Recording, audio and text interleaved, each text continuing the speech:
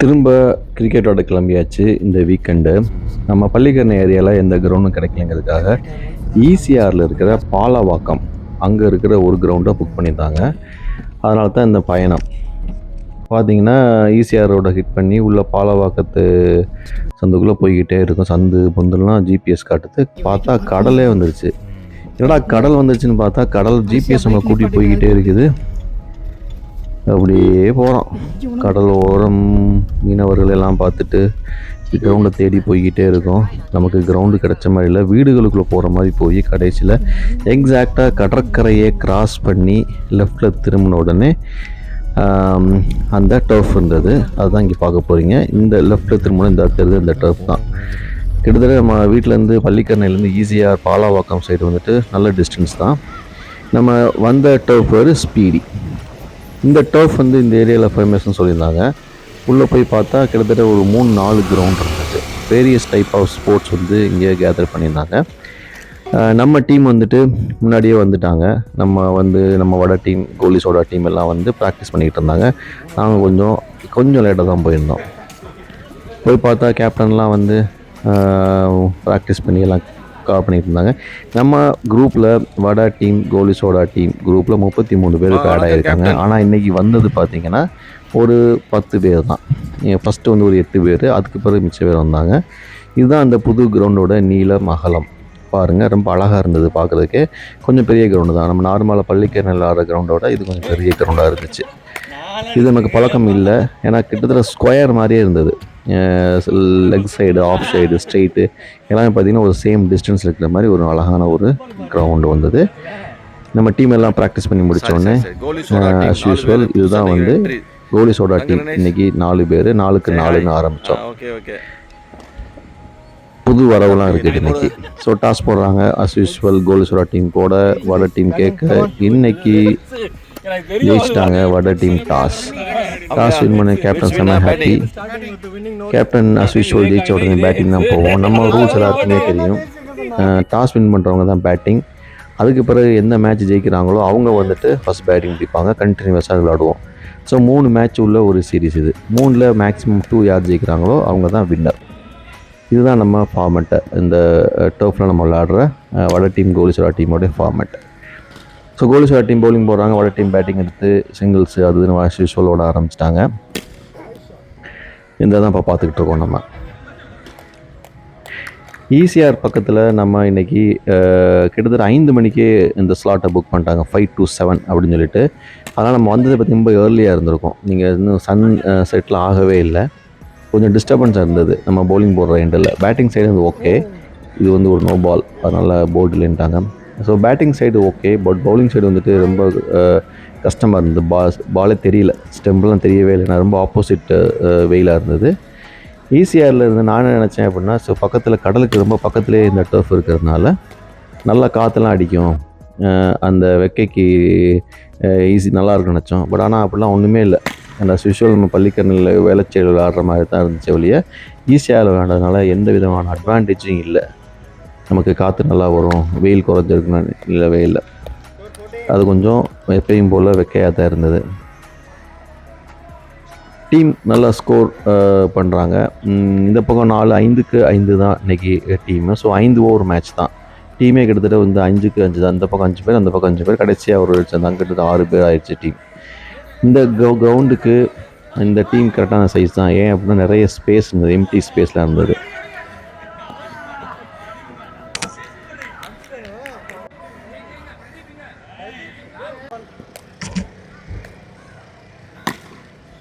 ஒரு சைட்லேருந்து எடுக்கும்போது தான் கேமரா கிளியராக இருக்குது, அதர் சைடில் எடுத்தால் ஒன்று சுத்தமாக தெரியவே இல்லை. அதனால தான் மேக்ஸிமம் இந்த மேட்ச் பார்த்திங்கன்னா இந்த பேட்டிங் இந்த சைடில் இருந்தே வந்து கேப்சர் பண்ணியிருப்பாங்க. சன்செட் ஆகிற வரைக்கும் விளாட்லாம் அப்படின்னு சொல்லிட்டு. அதனால தான் எனக்கு ரொம்ப லாங் ஷார்ட்டாகவே இருக்கும். நீங்கள் கொஞ்சம் நேரம் கழிச்சு அதை பார்ப்பீங்க. ஒரு மேட்ச் 2 மேட்ச் முடிஞ்சு பார்த்தா மாறும். என்ன கபடி ஆடிக்கிட்டு இருக்காங்க. ஸோ இன்றைக்கி ஒரு கிட்டத்தட்ட 1 2 3 2 புது வரவு. ஒருத்தர் வந்துட்டு ரொம்ப இன்னொருத்தர் வந்து நம்ம ஏஜ். ஸோ நல்ல காம்பினேஷனில் தான் இன்றைக்கி இருந்தது. இப்போயும் வந்து வட டீமு கோலி சோடா டீமோட பேலன்ஸ்டு பவுலிங், பேலன்ஸ்டு பேட்டிங் இருக்கிறதுனால ரொம்ப டஃப்பாக தான் இருக்குது. முன்னாடி மாதிரி கிடையாது. இப்போ அஸ் யூஸ்வல் சொல்கிற மாதிரி தான் கோலிஸோட டீம் வந்து டஃப்பான டீம் தான். இருந்தாலும் வட டீம் அதை பில்ட் பண்ணி இந்த ஸ்கில்லை பில்ட் பண்ணி அவங்களுக்கு டஃப் கொடுக்குற மாதிரி ஆயிடுச்சு. இந்த மொதல் மேட்ச் 5 ஓவர் மேட்ச்சு. ஸ்கோர்ஸ் வந்து நல்லா தான் அடிச்சுக்கிட்டு இருந்தாங்க. பட் ஆனால் பவுலிங் ரொம்ப டஃப்பாக இருக்குது. புது பசங்கள்லாம் வந்ததுனால நிறைய ஃபாஸ்ட் பவுலிங்லாம் போடுறாங்க. இவர் தான் வந்து புதுசாக வந்திருக்கிற நியூ கம்மர். இன்றைக்கி அந்த பச்சை கலர் சட்டை பையன் அவனோட ஹோம் கிரவுண்ட் அந்த பையன் தான். பச்சை சட்டை இந்த கிரவுண்ட் அதிகமாக இன்றைக்கி 4 6 அடித்தது இவர் தான் வட டீம் சார்பாக. என்னென்னு தெரியல, அவருடைய ஹோம் கிரவுண்டு மாதிரி இன்றைக்கி அடியர் அடிச்சா 6 4 சொல்லிட்டு இவர் தான் இந்த கிரவுண்டுக்கு பக்கத்தில் இருக்கிறனால இவர் தான் வந்து இந்த இதை புக் பண்ணார். ஒருவேளை இவருடைய ரெகுலர் கிரவுண்டாக இருக்குமான்னு கேட்டோம். அப்படிலாம் இல்லை, நானும் ஃபஸ்ட் டைம் இப்போ தான் இங்கே தான் வரேன் அப்படின்னாரு. இந்த கிரவுண்டு முடிஞ்சுது, ஃபர்ஸ்ட் மேட்ச் முடிஞ்சுது. வட டீம் பேட்டிங் முடிச்சிட்டாங்க. கோலிஸோட டீம் வந்து பேட்டிங் பிடிக்க போகிறாங்க. 43 ரன் எடுத்துட்டுருக்காங்க வட டீம். நல்ல ஸ்கோர் தான். 44 எடுத்தா வின் அப்படிங்கிற ஒரு சுச்சுவேஷனில் தான் கோலிஸோட டீம் இறங்குறாங்க. கோலிஸோட டீம் ஆரம்பத்துலேருந்தே நல்லா ஹிட் பண்ணி வர்றாங்க. நல்ல ஹிட்டர்ஸ்லாம் நிறைய பேர் இருந்தாங்க.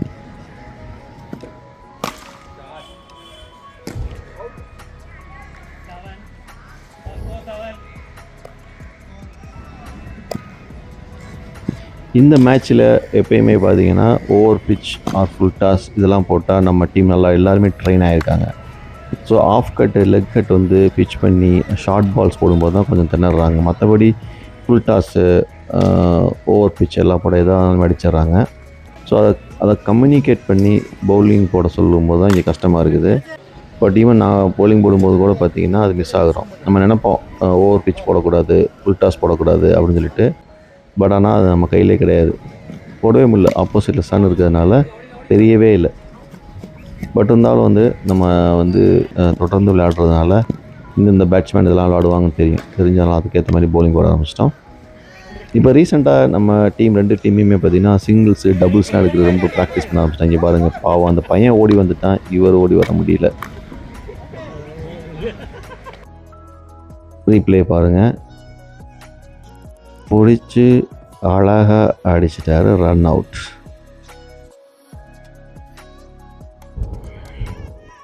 முதல் விக்கெட் விழுந்துருச்சு கோலிஸோரா டீமுக்கு இந்த சேசிங்கில்.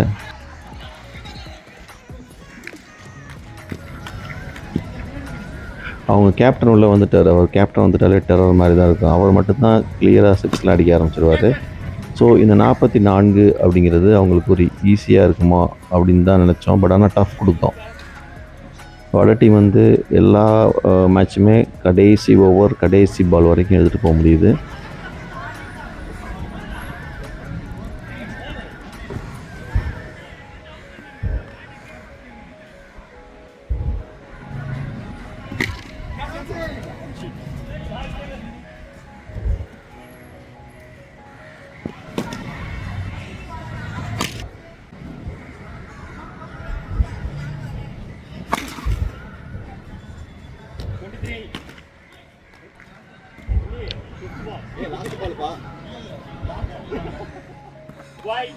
இங்கே த்ரோ பவுலிங் எல்லாமே அலவுடு தான். ரொம்ப திறமையாக நீங்கள் ஸ்விங் பண்ணி போடும்போது மட்டும்தான், ஸ்பீடாக போடும்போது மட்டும்தான் கண்ட்ரோல் பண்ண முடியும். அப்படி இல்லை அப்படின்னா அது ஒரு 6 போகத்தான் செய்யும். நிறைய அடிச்சிட்டான். இப்போ கேப்டன் போடுறாரு பவுலிங், எப்படியாவது கண்டெயின் பண்ணி இந்த மேட்ச்சை ஜெயிச்சலான்னு பார்க்குறாரு போல் தெரியுது. 44 அப்படிங்கிறது நல்ல ஸ்கோர். இதை டிஃபெண்ட் பண்ண முடியுமா அப்படிங்கிறது தான் இங்கே கேள்விக்குறி. ஏன்னா அந்த கேப்டன் வந்து ஆப்போசிட் கேப்டன் கோலிஸோட கேப்டன் வந்து அவுட்டே ஆகாமல் விளையாண்டுட்டுருக்கிறாரு. அவர் கிரவுண்டில் இருக்க வரைக்கும் சிக்கல் தான். கடைசி ஓவரில் 3 பாலில் கூட 3 6 அடித்து ஜெயிச்சிடலாம் அப்படிங்கிற ஒரு இதில் இருப்பார். அந்தளவுக்கு அவர் டஃப்பில் ரொம்ப ட்ரெயின் ஆனவர். நம்ம கேப்டனும் செலக்டவர் கிடையாது. அவருக்கு இணையாக வந்து விளையாடக்கூடிய ஒரு ஆள் தான். பவுலிங் பேட்டிங் எல்லாத்துலேயுமே ஃபீல்டிங்னு சொல்லிட்டு 44 மிக விரைவில் எட்டிடுவாங்க போல தெரியுது. இந்த மாதிரி போச்சுன்னா விக்கெட் எடுக்கலைன்னா சிக்கல் தான். Match draw.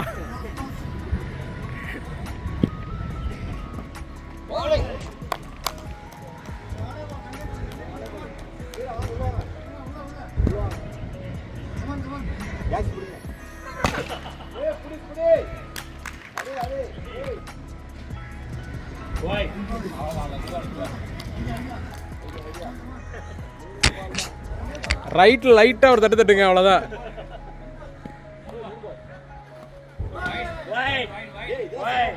எல்லோரும் என்ன சொன்னாங்கன்னா ஈசிஆரில் பீச் ஓரமாக இருக்கிற டர்ஃப்னால கொஞ்சம் ஸ்மெல்லாம் அடிக்கும். ஏன்னா இந்த ஃபிஷர்மேன் கம்யூனிட்டி இருக்கக்கூடிய ஒரு இடம் அது.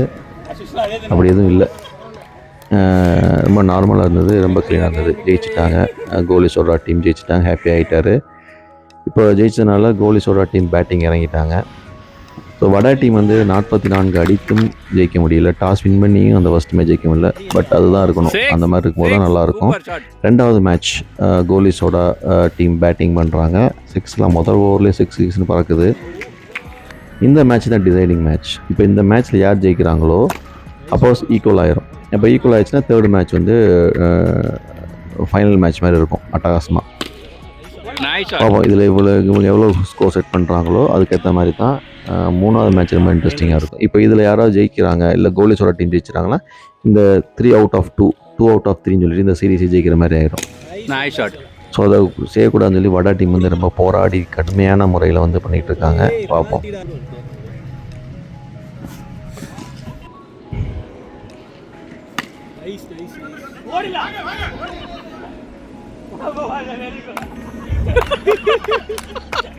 இந்த மாதிரி இடத்துல விளையாடும்போது பார்த்தீங்கன்னா ஏஜ் டிஃப்ரென்ஸ் இல்லாமல் நாங்கள் விளையாடுறோம். ரொம்ப கிட்டத்தட்ட ஒரு 10 வருடம் 15 வருடம் டிஃப்ரென்ஸ் உள்ள பசங்க கூட விளையாடத்தான் செய்கிறோம். அருமையான கேட்ச்சு கோலிஸோட டீமு. பேட்டிங்கை வட டீம் பிடிச்சிட்டாங்க எங்கள் ஃபீல்டர்ஸு. அது ரீப்ளே பார்க்குறீங்க. இப்போ யாருமே கேட்செல்லாம் மிஸ் பண்ணுறதே இல்லை. ரொம்ப அற்புதமாக வந்து கேட்ச் பண்ணுறாங்க. ஈவன் இந்த ஏஜ்டு பீப்புள் கூட பார்த்திங்கன்னா யங்ஸ்டர்ஸ் மாதிரி விளையாட ஆரம்பிச்சிட்டாங்க. நான் சொல்லிக்கிட்டு இருந்தேன் என்னென்னா, இங்கே எந்த ஏஜ் டிஃப்ரென்ஸ் இல்லாமல் எல்லாருமே விளையாடுறோம். அந்த டீமில் பார்த்தீங்கன்னா பாதி யங்ஸ்டர்ஸு பாதி ஏஜ் பீப்புள் இருப்பாங்க. ஸோ அதனால் வந்து ரன்ஸ் பிட்வீன் விக்கெட் விளையாடும்போது நிறைய சிக்கல் இருக்கும். சின்ன பசங்க ஓடி வந்துடுவாங்க, இந்த வயசானவங்க ஓட முடியாது. பட் அதெல்லாம் ஓகே, அதெல்லாம் பேலன்ஸ் பண்ணி கேம்னு வந்துட்டால் ரொம்ப யதார்த்தமாக விளையாடுறது வந்துட்டு ரொம்ப நல்லா இருக்குது. ஹெல்த்துக்கு முதல்ல அது பார்த்திங்கன்னா ரொம்ப ஆரோக்கியமாகவும் ரொம்ப ஆக்டிவாகவும் வச்சுக்குது. அந்த ஒரு 2 மணி நேரம் வந்து எங்களுக்கு என்ன நடக்குதுன்னே தெரியாது. அவ்வளோ சூப்பர்பாக நம்ம சின்ன பிள்ளையில் விளையாண்ட மாதிரி எல்லாமே வரும். அட்டகாசமாக சத்தம் போடுறது, கத்துறது, ஃபைட்டு எல்லாமே வரும். இது வந்து இந்த அனுபவம் வேறு எங்கேயுமே கிடைக்காது. ஸோ எல்லாருமே என்ன சொல்ல விரும்புகிறோம் அப்படின்னா, எங்கள் எக்ஸ்பீரியன்ஸ் படி நீங்கள் பக்கத்தில் ஏதாவது டர்ஃப் இருந்தது, பாக்ஸ் கிரேட் இருந்தது அப்படின்னா உங்கள் ஃப்ரெண்ட்ஸை சேர்த்துக்கிட்டு டெஃபரெண்ட்டாக விளையாடுங்க. இது அவ்வளோ ஸ்ட்ரெஸ் பிரேக்கராக இருக்குது. இது ஒவ்வொருத்தருக்கும் ரொம்ப ரொம்ப இம்பார்ட்டண்ட். இன்றைக்கி இருக்கிற வேலை பளுவில், pressure, family problem, office problem, இது எல்லாத்துக்கும் இது வந்து அட்டகாசமான ஒரு ரிலீஃப்.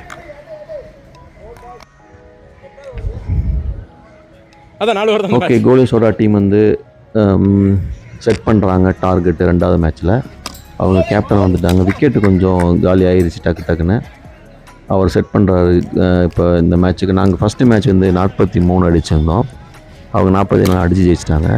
இப்போ இந்த மேட்ச்சில் எவ்வளோ ஸ்கோர் செட் பண்ணுறாங்கன்னு நம்ம பார்க்கலாம். செகண்ட் மேட்ச் இவங்களுடைய வேலை முடிஞ்சது நினைக்கிறேன். கோலிஸோடாவுடைய வேலை முடிஞ்சது. வடா டீம் வந்து பேட்டிங் பண்ண போகிறாங்க. கேப்டன் குஷியாக இருக்கிறாரு. டார்கெட் வந்து 22 தான். வடா டீம் வந்து 22 எடுத்தாங்கன்னா இந்த மேட்ச் ஜெயிக்கிறாங்க. இந்த மேட்ச் ஜெயிச்சா அப்படின்னா 1 out of 1 அப்படின்னு வந்து டைப். ஸோ தேர்ட் மேட்ச் வந்து ரொம்ப இன்ட்ரெஸ்டிங்காக இருக்கும். இப்போ பார்க்கலாம். 22 அப்படிங்கிறது 5 ஓவரில் மிக குறுகிய டார்கெட் தான். நாம் எப்பயுமே சின்ன டார்கெட்டோ பெரிய டார்கெட்டோ கடைசி பந்து வரைக்கும், கடைசி ஓவர் வரைக்கும் எடுத்துகிட்டு போகிறது தான் வழக்கம். அது இந்தியன் டீமாக இருந்தாலும் சரி, ஐபிஎல் டீமாக இருந்தாலும் சரி, இங்கே விளையாடுற டஃப் டீமாக கிரிக்கெட்டாக இருந்தாலும் சரி. இந்த கேட்சை பாருங்களேன், இவர் தடுக்க, அவர் வந்து அதை பிடிக்க, மை காட், இப்படி ஒரு கேட்ச் இந்த மாதிரி ஃபார்மேட்லாம் எதிர்பார்க்கவே முடியாது. அதுவும் எல்லாருமே ஏஜ்டு பீப்புள் அட்டகாசமாக பண்ணியிருக்காங்க. செம குஷி ஆகிட்டாங்க. ஸோ வட டீம் விக்கெட் இழக்கிறாங்க. கோலிஸோட டீம் பிரமாதமாக ஃபீல் பண்ணாங்க. ஏன்னா அவங்க டார்கெட் ரொம்ப கம்மி, 21 தான். 22 அடித்தா வின். ஸோ அதனால் ரொம்ப அக்ரெசிவான ஃபீல்டிங் செட் பண்ணியிருக்காங்க. அந்த பையன் சொன்னேன் இல்லையா, க்ரீன் கலர் ஷர்ட் போட்ட பையன் கடுமையாக விளாட்றான். அவனோட ஹோம் கிரவுண்டு மாதிரியே இது வந்து ட்ரீட் பண்ணப்பட்டது. அவரே அவுட் பண்ணி விட்டாங்க போல. My God. நோ பால்.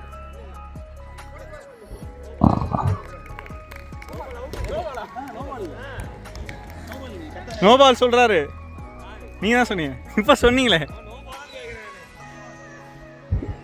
இது எத்தனை பேர் விளாட்றாங்கன்னு தெரியல உங்களுடைய ஃப்ரெண்ட்ஸ் சர்க்கிளில். இதை பார்க்குற எல்லாருமே தயவுசெய்து இந்தியனாக இருந்தீங்க அப்படின்னா, தமிழ்நாட்டில் இருந்தீங்கன்னா கண்டிப்பாக கிரிக்கெட் விளையாடாமல் இருந்திருக்க மாட்டீங்க உங்கள் லைஃப்பில். தயவுசெய்து ஃப்ரெண்ட்ஸை கூட்டிக்கிட்டு ஏதாவது ஒரு டீம் செட்டப் பண்ணி விளையாடுங்க, ஆரம்பிங்க. ரொம்ப நல்லாயிருக்கும். இது வந்து 1 ஹவருக்கு 1000 ருபீஸ் அந்த மாதிரி உள்ள ஒரு டர்ஃப் தான், எந்த டர்ஃபாக இருந்தாலும். ஸோ பெரிய காசு வராது. 10 பேர் விளாண்டுறீங்க அப்படின்னா ஆளுக்கு 100 ரூபா தான் வரும். ஸோ 2 மணி நேரம் அப்படிங்கிறது ரொம்ப ஒரு என்ஜாயபிள் டைம். இது நீங்கள் வேறு எங்கே போய் என்ன என்டர்டெயின்மெண்ட்லாம் கிடைக்காது. திரும்ப ஒரு விக்கெட் விழுந்துச்சு. அதான் சொன்னல, 22 ரன்னாக இருந்தாலும் நம்ம டஃப் கொடுப்போம். கடைசி ஓவருக்கு இழுத்துட்டு போவோம். அது ஈஸியாக அடித்தோம், 2 ஓவரில் 3 ஓவரில் அடித்தோன்னே இருக்காது. அதையும் டஃப் கொடுத்து 5 ஓவர் வரைக்கும் போய் தான் விளாடுவோம்னு நினைக்கிறேன். இந்த மேட்ச் இந்த பையன் புதுசாக வந்த இந்த பையன் இவர் தான் வின் பண்ணி கொடுப்பாருன்னு நினைக்கிறேன். பார்ப்போம். உங்கள் ஃப்ரெண்ட்ஸோடு சேர்ந்து டெஃபினட்டாக இந்த மாதிரி ஒரு மேட்ச் விளையாடுங்க. இது எங்களோட எக்ஸ்பீரியன்ஸை சொல்கிறேன். இது ஏஜ் டிஃப்ரென்ஸ் இல்லாமல் நாங்கள் ஒரு அழகாக ஒரு ஜென்ரேஷன் கேப் இருந்தாலும் அவங்களோட விளையாடும்போது ஒரு different type of experience and energy கிடைக்கிது. இதை நம்ம எக்ஸ்பீரியன்ஸ் பண்ணும்போது ஹெல்த்தியாகவும் ஃபீல் பண்ணுறோம், ரொம்ப ஆக்டிவாகவும் ஃபீல் பண்ணுறோம். ஒரு தடவை 2 டைம்ஸ் விளையாட ஆரம்பிச்சிட்டிங்க அப்படின்னா அந்த டீம் ஃபார்ம் ஆகிடும். நீங்கள் அப்படியே கண்டினியூஸாக விளையாட ஆரம்பிச்சிடுவீங்க. எங்கள் குரூப்பில் 33 பேர் இருக்காங்க. ஆனால் ரெகுலராக ஒரு 10-15 பேர் வருவாங்க. ஸோ இந்த 33 பேர் இருக்கிறதுனால நமக்கு வந்துட்டு மினிமம் 10 பேர் வந்துடுவாங்க. ஸோ வட டீம் அந்த 22 அப்படிங்கிற கோலை அச்சீவ் பண்ணிட்டாங்க. இவர் தான் வந்து அச்சீவ் பண்ணி கொடுத்த ஒரு புதுசாக வந்த நியூ கம்மர். எக்ஸலண்ட். ஸோ இப்போ மேட்ச் டை ஆயிடுச்சு. வட team own the match and batting. இதுதான் வந்து டிசிஷன் மேக்கிங் மேட்ச். இது எப்படி இருக்குங்கிறது தான் இனிமேல் பார்க்கணும். ரொம்ப டஃப்பாக இருக்கும். எப்போயுமே இந்த 3rd மேட்ச்சுக்கு வரும்போது ரொம்ப சூப்பராக இருக்கும். கேப்டன் உள்ள இறங்கிட்டார். 2 மேட்ச் அவர் வந்து பேட்டிங் வாய்ப்பு கிடைக்கல. இப்போ தான் ஓப்பனிங் இறங்கிட்டார். ஏன்னா இது வந்து ஒரு ஹை ஸ்கோரிங் மேட்சாக இருந்தால் மட்டும்தான் ஜெயிக்க முடியும். ஏன்னா கோலிஸோட ஈஸியாக சேஸ் பண்ணக்கூடிய ஒரு டீம் என்ன ஸ்கோர் அடித்தாலும். அடி தெருக்கி விட்றாரு பாருங்கள் அவங்க ஃபீல்டிங்ஸ்லாம்.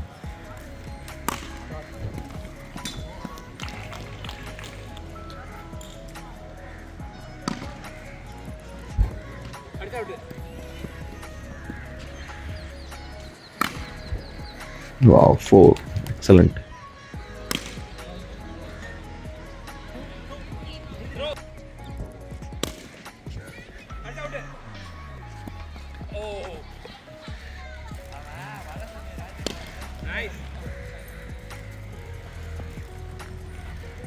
நல்லா ஸ்டார்ட். அட்டகாசமான 4 எல்லாமே. அந்த பையன் சொன்னேன் இல்லையா, அந்த க்ரீன் கலர் ஷர்ட் போட்ட பையன் தான் அடி வெளுக்கிறான் 4-6ன்னு சொல்லிட்டு. நம்ம கேப்டனும் இந்த மேட்ச்சில் எக்ஸ்பெக்ட் பண்ணதோட அதிகமாக தான் ஸ்கோர் பண்ணியிருந்தார். அடிச்சுக்கிட்டே இருக்கிறாரு.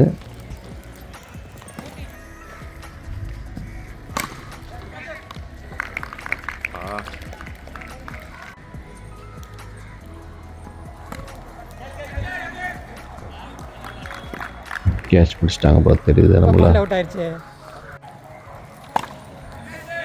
ஸோ ஹை ஸ்கோரிங் மேட்சாக இருக்கணும் கண்டிப்பாக. ஏன் அப்படின்னா இந்த 3வது மேட்ச் டிசிஷன் மேக்கிங் மேட்ச் இது. அதனால் நம்ம டீம் எல்லாம் அக்ரெசிவ் இறங்கிட்டாங்க. 1-2 சிங்கிள் இதெல்லாம் விட்டுட்டு அடிக்க ஆரம்பிங்கப்பா அப்படின்னு சொல்லி அட்வைஸ் பண்ண பிறகு பயங்கரமான ஸ்கோர்ஸ் அடித்து ஆரம்பிச்சிட்டாங்க.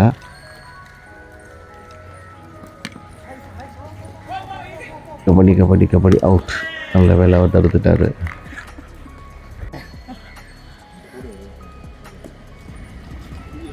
ஓவரை மாற்றிக்கவே இல்லை. கிட்டத்தட்ட ஒரு 6 பேர் உள்ள டீமாக மாறிடுச்சு. ஓவரை மாற்றிக்கவே இல்லை. 5 ஓவர் மேட்ச் தான் திரும்பவும். இன்றைக்கி இந்த கிரவுண்டில் நைட் ஆகிட்டே இருக்கு பாருங்கள். வெதர் வந்து சேஞ்ச் ஆகிட்டே இருக்குது. அது மாறுறதுக்குள்ளே வந்து கிட்டத்தட்ட 3வது மேட்சே வந்துட்டோம். ஏன்னா 5 மணிக்கே ஆரம்பித்ததுனால ரொம்ப ஏர்லியாக கடுப்பாகி அவுட் ஆக்கிட்டார் கோலிச்சோரா கேப்டன். ரொம்ப ஏர்லியாக வந்ததுனால நம்ம 3வது மேட்ச்சே பார்த்திங்கன்னா டே டைமில் ஆடுற மாதிரி தான் ஆயிடுச்சு. நைட் எஃபெக்டில் ஆடவே இல்லை. மேபி அவங்க பேட்டிங் பிடிக்க வரும்போது அந்த நைட் எஃபெக்ட் போடுவாங்கன்னு நினைக்கிறேன். இது ரொம்ப கொஞ்சம் ஏர்லியாக வந்த மாதிரி தான் இருந்தது. ஆனால் சாட்டர்டே இந்த மாதிரி 5 மணிக்கெலாம் வந்து விளையாடுறது கொஞ்சம் டஃப்பு தான். எதாக இருந்தாலும் ஒரு 9 மணிக்கு பிறகு நல்லா இருந்திருக்கும்.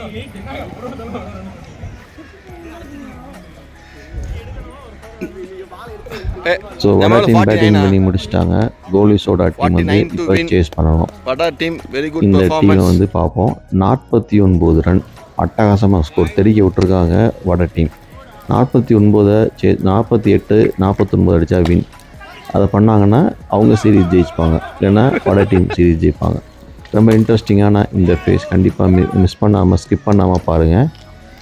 இதில் நிறைய ட்விஸ்ட் அண்ட் டர்ன்ஸ் எனக்கு தான் செய்யும். ஏன்னா அவங்க சைடு 2-3 சூப்பர் டூப்பர் ஹிட்டர்ஸ்லாம் இருக்கிறாங்க. இந்த மேட்சை 5 ஓவர் ஃபுல்லாக ஆடுவாங்களா, இல்லை அதுக்கு முன்னாடி 4 ஓவர்லேயே முடிச்சுடுவாங்களாங்கிறத இங்கே எக்ஸ்பெக்டேஷன். அவங்கள அடித்தே ஆகணும். அவங்களும் சிங்கிள்ஸு டபுள்ஸ்லாம் எடுத்தால் ஒர்க் அவுட் ஆகாது.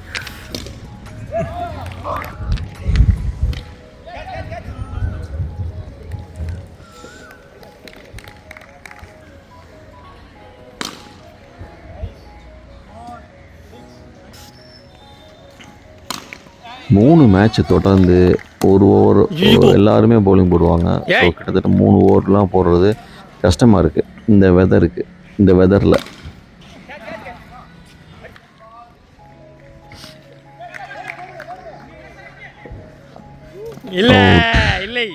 ஆனால் அவர் இல்லைன்னு நினைக்கிறேன்.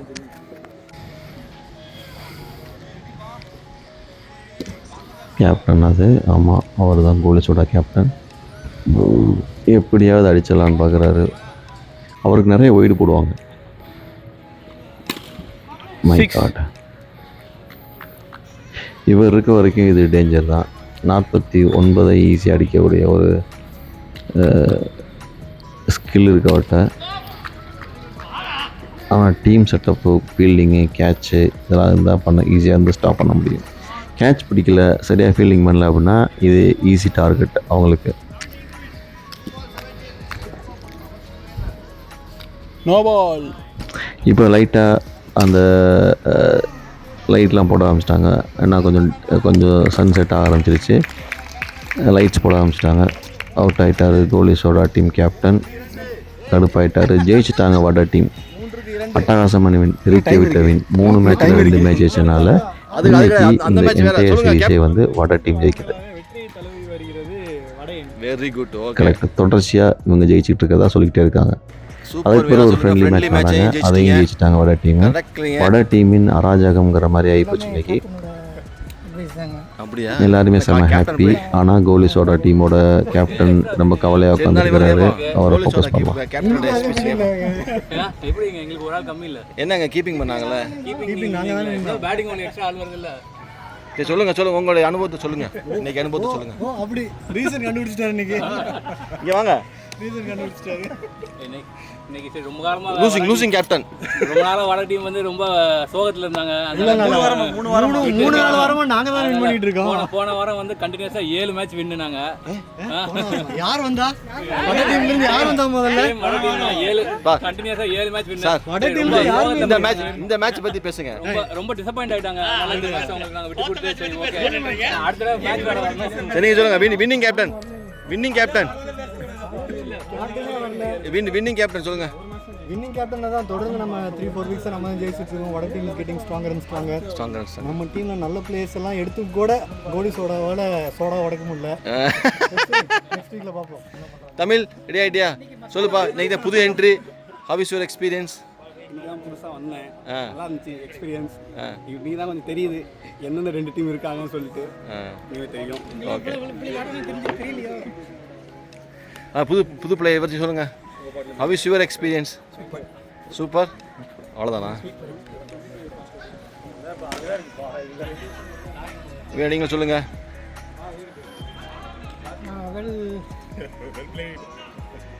இன்ட்ரெஸ்டிங்காக இருந்துச்சு மேட்ச்சு. ஃபஸ்ட் மேட்ச் நாங்கள் ஆக்சுவலாக வின் பண்ணியிருக்கலாம். அது என்னோட மிஸ்கால்குலேஷனாக மிஸ் ஆகிடுச்சு. அப்படியா? ஃபஸ்ட்டு மேட்ச் ட்ராவில் மிஸ் பண்ணிட்டு ஒரு 1 அவுட் மிஸ் பண்ணிட்டோம். அப்படியே முடிஞ்சு அப்படியே ஒரு வெற்றி நோட்டோட இன்னைக்கு முடிக்கிறோம். இன்னைக்கு மேட்ச்